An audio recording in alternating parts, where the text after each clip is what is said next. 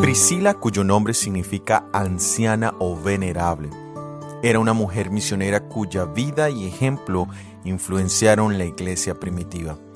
Hoy estudiaremos acerca de su vida y buscaremos aplicaciones para la nuestra. Somos Magnolia y Óscar Oviedo. Bienvenidos al análisis bíblico. Comencemos. Hoy tendremos el último análisis sobre las hijas de Sara y los eventos de los últimos días. Y para ello tenemos la vida de Priscila. Leamos en el libro de Hechos, capítulo 18, versículos 1 al 3. Después de estas cosas, Pablo salió de Atenas y fue a Corinto, y halló a un judío llamado Aquila, natural de Ponto, recién venido de Italia con Priscila su mujer, por cuanto Claudio había mandado que todos los judíos saliesen de Roma. Fue a ellos y como era del mismo oficio, se quedó con ellos y trabajaban juntos, pues el oficio de ellos era hacer tiendas. Pablo, al llegar a Corinto, encontró una pareja muy especial. Se trataban de Aquila y su esposa Priscila. Ambos venían de Roma, habían sido forzados a salir debido a un decreto en contra de los judíos. El oficio del apóstol Pablo era hacer tiendas, como tapicero. Él trabajaba para soldados y pastores. Es muy común en la cultura hebrea a que los niños aprendan un oficio con sus manos. Se dice que no enseñarles un oficio es enseñarles a robar. Pablo, a pesar de que era digno de su salario en su trabajo misionero, había aprendido a servir antes que ser servido. Y este hecho en particular hizo que la amistad con Aquila y Priscila se hiciese aún más fuerte, ya que ellos también amaban al Señor, deseaban servirle y eran laboriosos con sus manos. Aquila y Priscila no habían sido llamados para dedicar todo su tiempo al ministerio del Evangelio, pero sin embargo, en medio de su profesión fueron usados para enseñar a otros también el camino de la verdad. El Señor emplea diversos instrumentos para el cumplimiento de su propósito. Mientras algunos con talentos especiales son escogidos para dedicar todas sus energías a la obra de enseñar y predicar el Evangelio, otros, quienes no han sido ungidos por la ordenación, son llamados también a realizar una parte importante en la salvación de las almas. ¿Cumples tú, mi hermano y hermana, esta misión de predicar al Señor Jesucristo desde la profesión o tarea que tienes en este momento? Y tú, mi hermano, que has sido llamado de tiempo completo, ¿también eres diligente en aprender otro oficio para que en los tiempos como este particular, donde hay mucha mies pero también los medios financieros escasean, puedas seguir laborando, así sea de manera laica? Leamos en el libro de Hechos capítulo 18 versículos 4 al 6. Y discutía en la sinagoga todos los días de reposo, y persuadía a judíos y a griegos. Y cuando Silas y Timoteo vinieron de Macedonia, Pablo estaba entregado por entero a la predicación de la palabra, testificando a los judíos que Jesús era el Cristo. Pero oponiéndose y blasfemando estos, les dijo, sacudiéndose los vestidos, vuestra sangre sea sobre vuestra propia cabeza. Yo, limpio desde ahora, me iré a los gentiles. Durante su labor misionera, tanto con judíos y griegos, encontraron oposición. Y es por eso que no solo se trata de predicar, sino de persuadir, dice la palabra de Dios, con argumentos inteligentes, pero también con una actitud bondadosa y misericordiosa. Esos dos elementos son grandes herramientas en las manos del Espíritu Santo y de Dios. Pero el obstáculo más grande en la evangelización es el corazón cerrado, de aquel que necesita a Jesús. Aquí leemos que en su oposición también ellos blasfemaban. Es común que cuando uno pierde el control de una situación, recurra a la violencia física o verbal. Nosotros mismos podemos caer en este error.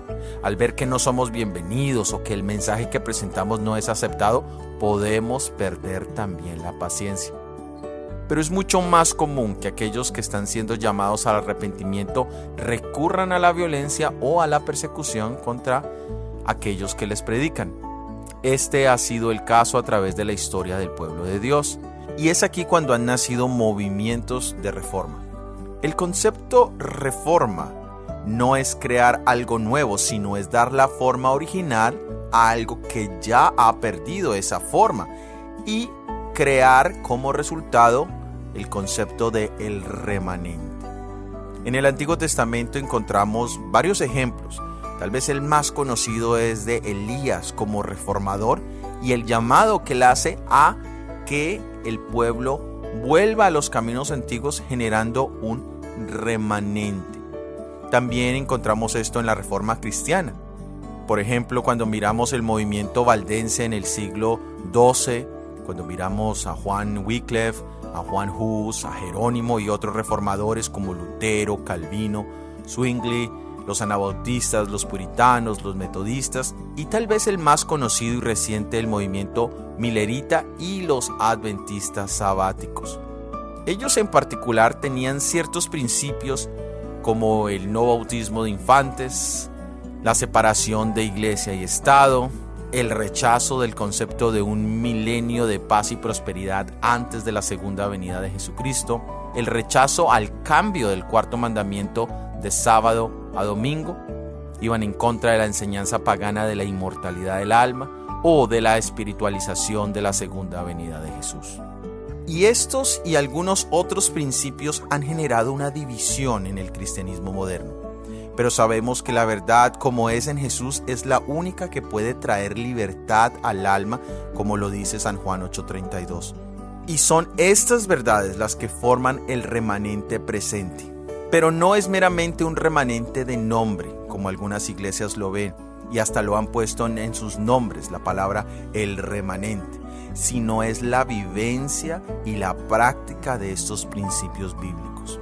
Priscila en este caso y su esposo eran un ejemplo de este principio. Había amor por la verdad, había un deseo de servicio voluntario y estaban dispuestos al sacrificio y a la persecución. Quiero leer del libro Hechos de los Apóstoles, página 460, que nos dice: en medio de la prueba y la persecución, la gloria de Dios se revela en sus escogidos. Siguen a Cristo en medio de penosos conflictos. Soportan la abnegación y experimentan amargos chascos, pero así aprenden lo que es la culpa y la miseria del pecado, y llegan a mirarlo con aborrecimiento. Al ser partícipes de los sacrificios de Cristo, pueden ver la gloria más allá de las tinieblas y dirán: porque tengo por cierto que lo que en este tiempo se padece no es de comparar con la gloria venidera que en nosotros ha de ser manifestada. Quiera Dios ayudarnos a tener este mismo sentir de Priscila y en particular el mismo sentir que tuvo Cristo Jesús. Ese es nuestro deseo y oración. Amén. Gracias por haber escuchado nuestro episodio del análisis bíblico para esta semana y en especial gracias por habernos acompañado durante esta cuarta temporada de los análisis bíblicos. Desde la próxima semana empezaremos la quinta temporada y estaremos analizando los mensajes celestiales del libro de Daniel. El primer análisis lleva por título La palabra profética es una luz. En este nuevo año también introduciremos un programa titulado Daniel en 365 días. Esta será una matutina que nos llevará a través de cada uno de los pasajes bíblicos del libro de Daniel día a día. Será publicada en nuestro canal de YouTube de manera diaria, así que suscríbete y esperamos sea de bendición. Todo ha sido producido por el Ministerio 147. Que Dios te bendiga. Amén.